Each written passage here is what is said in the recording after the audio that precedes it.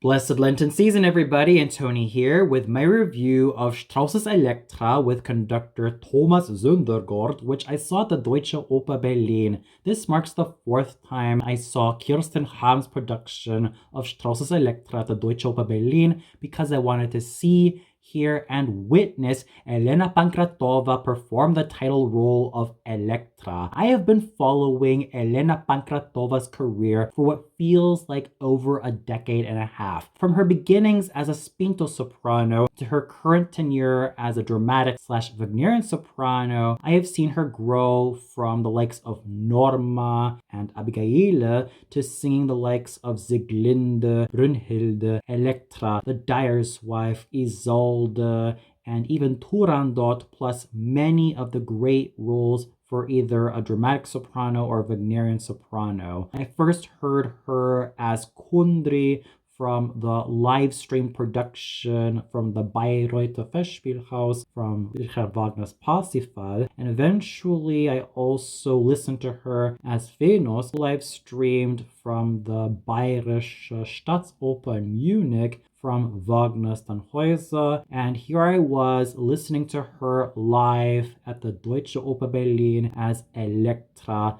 from Richard Strauss's Elektra. I've always appreciated that full tone that defined Elena Pankratova as a singing actress. I've also admired her total dedication to her craft as a consummate singing actress who also made sure to project her voice as exceptionally as possible. And she had a sufficiently sizable voice that filled the house as well as held her own in a lot of the dramatic soprano roles she has been singing in these days. Her voice did have the necessary decibels to conquer Elektra, and she did so with confidence, nuance, excitement, and a whole lot of involvement as well as engagement with not only the character but also the music. I do have some issues about her throatiness as well as some of the inconsistent chest tones and coordinated chest tones, and while I do want Elena Pankratova to rectify these Achilles heels, I could still give my hat off to her for such a dedicated performance as the title role of Elektra, and for also ensuring that her voice did not peter out. She had a lot of endurance, she had a lot of determination, as well as a whole lot of dedication that made her an exciting singing actress who, although might have had some Achilles heels, she was still able to be thoroughly involving in what she was able to accomplish, and she was able to pull off the goods in terms of filling out the house with her voice, and even for attacking some of the high notes. Some of her high notes might have come off as a little bit tentative, let alone a bit lukewarm, because they sounded relatively flat, such as her high B flats or even her two high Cs, but she did get better in the later part of the opera where her high B flat, when she is so surprised to sing Orest, was a lot clearer and a lot more focused. And sure, sometimes her high Cs, well, the first one from Allein, wie ganz allein, was a little bit on the tentative side, but it did manage to clarify itself by the time she hit the second one in Was bluten muss, thus showing a little bit more improvement in how it came out. Yet, regardless of those little issues, Elena Pankratova was still an absolutely engaging singing actress with a lot of confidence, a whole lot of determination, and a whole lot of endurance to make her performance as Elektra work. And sure, she did have some chest tones and some coordinated chest tones at her disposal, although some of them did kind of come off as a little bit flimsy in certain areas, but at least she was able to show that she did have chest tones, thus also showing that she had a lot of voice and a lot of great vocal resources to ensure that her voice filled out the house really well. She may not be the chestiest or the darkest sounding singer that I love in singers such as Astrid Varnay, Gertrud Runge, Annika Netzny, Erna Schlüter, Helena Braun, Isolde Eichle, Sigrid Kehl, and Ingrid Steger, nor is she too much of a high note blaster such as the ones found in Birgit Nilsson, Gertrud Grob-Prandtl, Gwyneth Jones, Hildegard Behrens, Ursula Schröder-Feinen, and Ute Winzing, let alone the complete package found in singers such as Rose Pauli, Gertrud Kapell, Birgit Nilsson, Hildegard Behrens, Gwyneth Jones, Ursula Schröder-Feinen, and even Gertrud Grob-Prandtl, even though she is more well known for being a high note blaster. And I dare not forget about really strong, steely, and cavernous dramatic sopranos such as Lyudmila Vorakova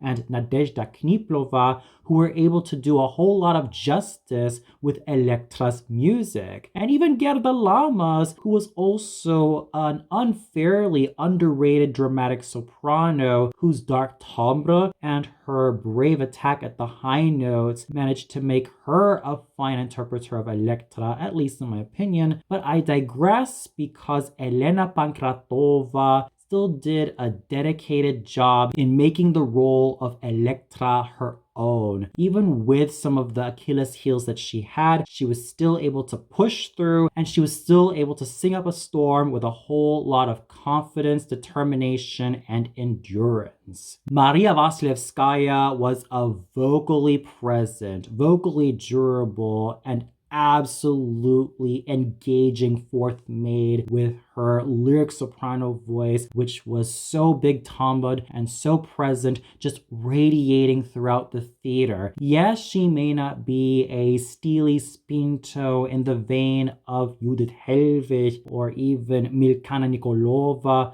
who was a little bit more on the lyrical side, or even Danica Illich, and lest they forget about Marie Collier, and I dare not forget about Gundula Janowitz with her gorgeous and silvery and expressively crystalline lyric soprano voice, but at least Maria Vasilevskaya was a consummate musician, and she was in a class of her own as the fourth maid. Nina Soldovnikova was gorgeous and absolutely fine as the fifth maid, all thanks to her silvery and pinpoint lyric coloratura soprano voice, although I will still encourage her to use a lot more coordinated chest tones because it definitely says something when singers such as Gerda Schreier, Lotte Rizanek, and Lucia Pop had way more coordinated chest tones, but I could still give Nina Solodovnikova a whole lot of credit for what she was able to accomplish as the fifth maid, all thanks to her superb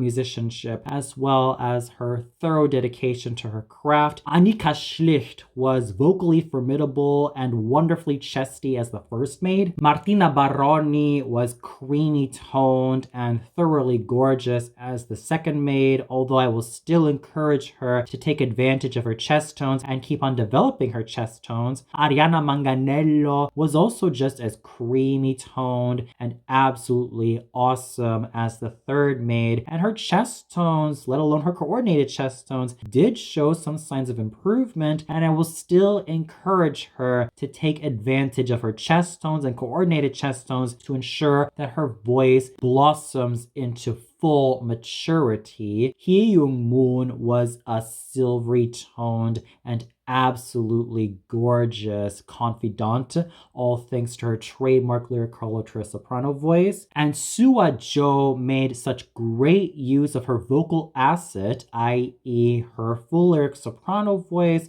to make the role of the train bearer come to life with gorgeous musicianship as well as a whole lot of vocal focus. There is no doubt that this was Doris Zoffel's evening as Clytemnestra. She has been performing this role since the 1990s, and she definitely had a lot of experience understanding this character, getting into this character's skin, and it showed both vocally and theatrically. I remember catching her in this role roughly 8 years ago, let alone 9 years ago, at the Deutsche Oper Berlin when she sang Clytemnestra alongside Evelyn Herlitzius as Elektra. And while I thought she was absolutely wonderful in that role 9 years ago, she was still as strong in this role to this very day, especially considering that she is in her mid to late 70s.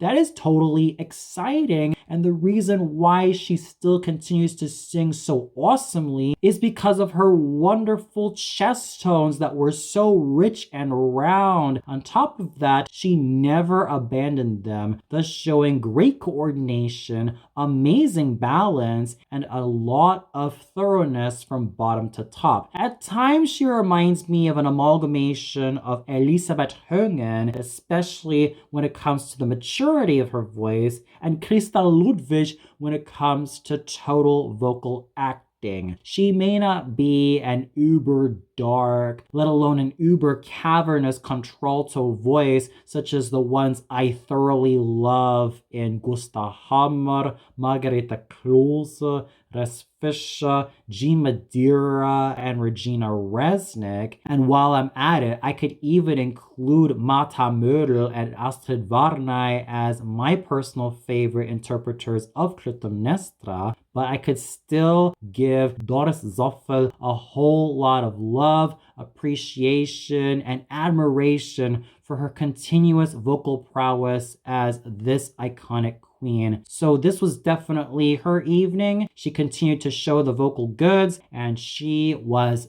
thoroughly amazing as always. Speaking of thoroughly amazing, Maria Motolegina definitely made the greatest best out of the overseer, all thanks to her gorgeous, focused, clear, and absolutely voluminous spinto soprano voice that just radiated throughout the theater. And there's also a brilliant future for Maria Motolegina as Chrysothemis one day, a role that I believe would be a great fit for her, and she definitely has the strong vocal presence to make the role of the overseer a formidable one as well as an engaging one, thus making me thoroughly enthralled with Maria Motolegina's performance as the overseer. Camilla Nylund was in absolutely wonderful form as Chrysothemis. It should be no surprise that she has been singing this role for what feels like over a decade and maybe even 2 decades, and the experience that Mrs. Nylund had as Chrysothemis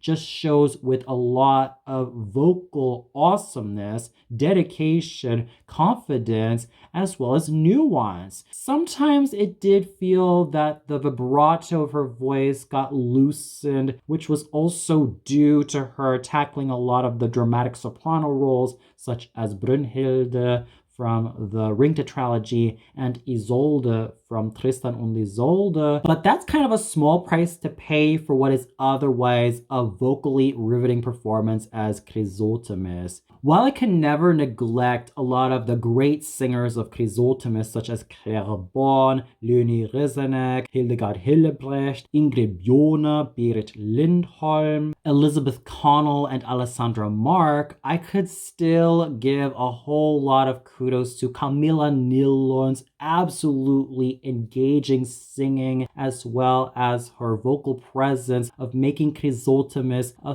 thoroughly realized character, both vocally and theatrically. She definitely deserves her laurels, and she was able to just totally rock it as this particular character. So even though her vocal form did show some loose vibrato as well as some tremolos in her voice due to her taking on such heavier roles that were quite punishing for her natural full lyric soprano voice, at least with the role of Chrysothemis. She was able to shine so beautifully as well as be thoroughly engaging as she always was as this character, and there was no doubt that Camilla Nylund managed to sell it so effectively as Chrysothemis. Michael Bachtatze struck again as a thoroughly engaging and absolutely charismatic old servant, although I still prefer a basso profondo voice singing this role, such as the one found in Kurt Böhme when he sang the old servant for the Karl Böhm Götz Friedrich film version of Strauss's Elektra in 1981, but I digress because Michael Bachtatze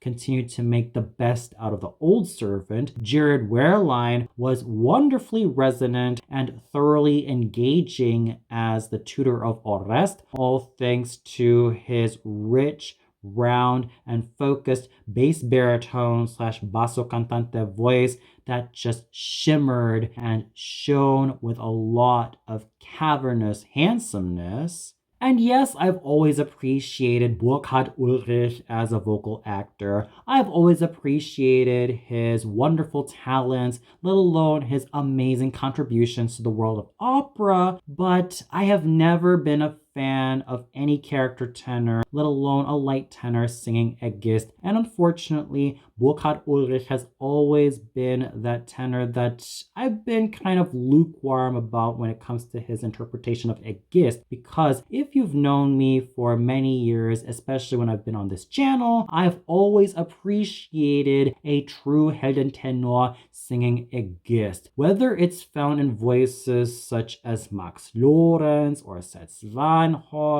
Bernd Aldenhoff, or even my personal favorite Aegists of all time being Hans Beurer, Ramon Vinay, and James King, especially when it comes to Hans Beurer and James King being the absolutely amazing gold standards for Aegist. I could still give a great amount of kudos and credit to Burkhard Ulrich as well as his overall vocal charisma and his dedication to his craft for making Aegist work his way. Tobias Kehrer was, as always, a strong, handsome, virile, and vocally awesome Orest. He is no stranger to this role, considering that I first heard him in this role about 8 to 9 years ago. And as always, he continued to deliver the vocal goods, and his vocal strengths were absolutely amazing, all thanks to his trademark basso profondo voice. Thomas Chalufo was just as handsome and just as amazing as the young servant,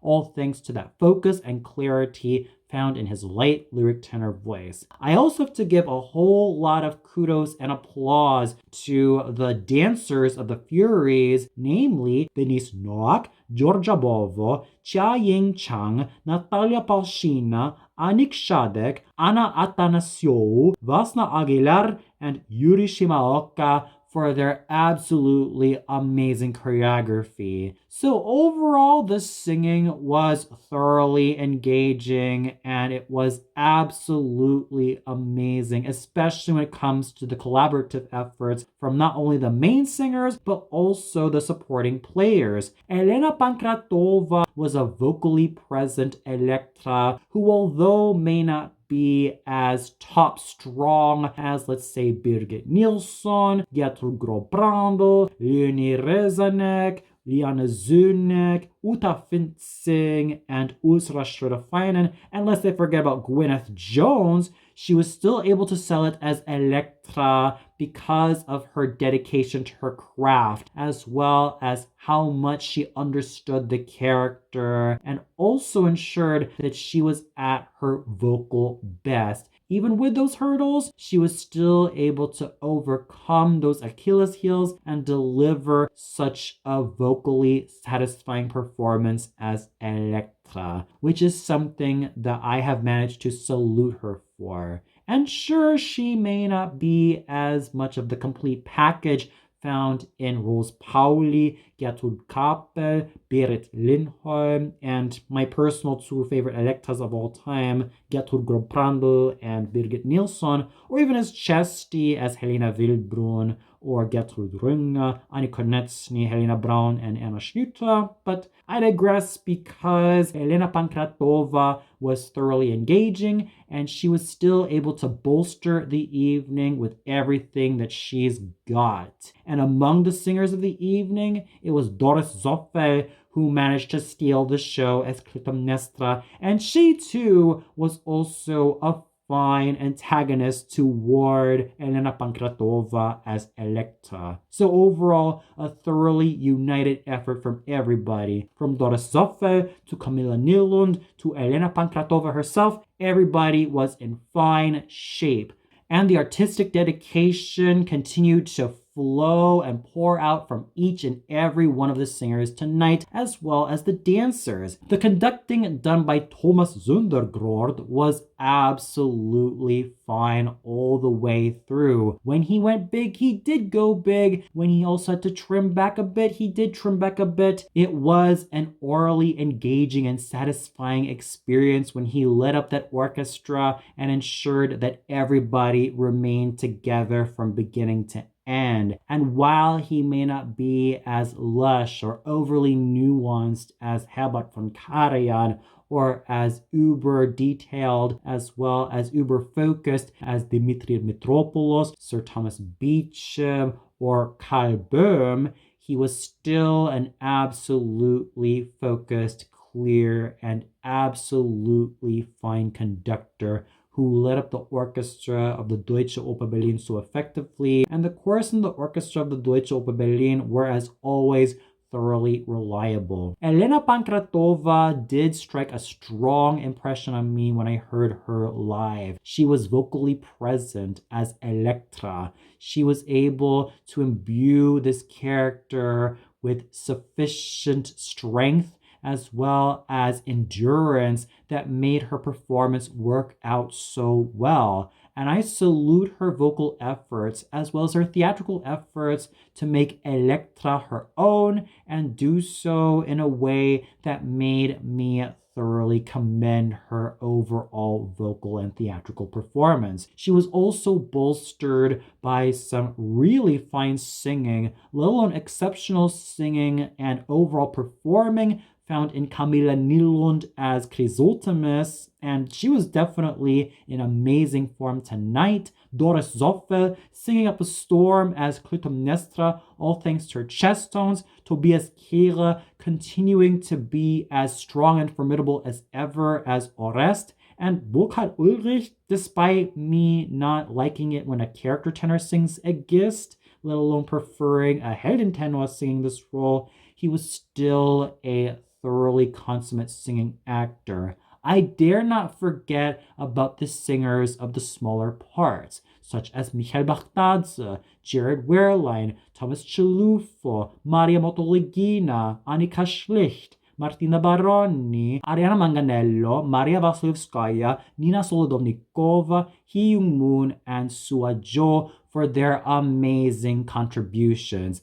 Everybody was not only a professional, but they were all able to pull their weight and do so with a whole lot of amazing artistry. And for those of you who caught this performance of Strauss's Elektra at the Deutsche Oper Berlin, what'd you think of it? Did you feel that Elena Pankratova was vocally satisfying as Elektra? Did you also feel that she was able to sing the role so well? Did you also feel that she could have used a lot more improvements as Elektra?